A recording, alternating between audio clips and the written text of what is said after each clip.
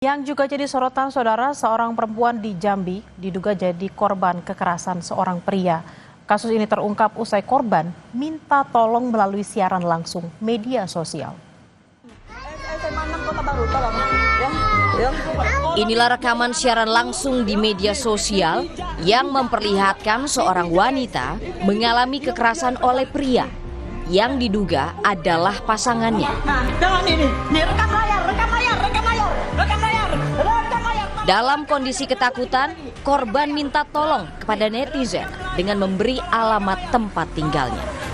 Setelah laporan diterima dan video viral beredar, polisi menciduk pria berinisial NK itu di kediamannya.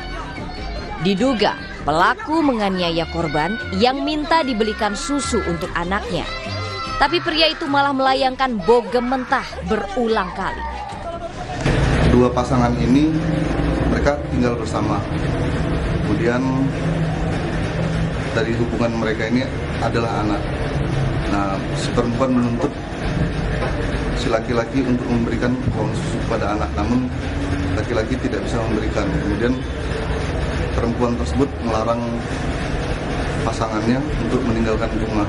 Kemudian terjadilah percekcokan sehingga menyebabkan terjadinya penganiayaan.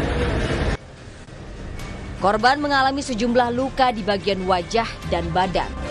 Saat ini, polisi masih mendalami pemeriksaan terhadap pelaku di Polsek Kota Baru, Jambi.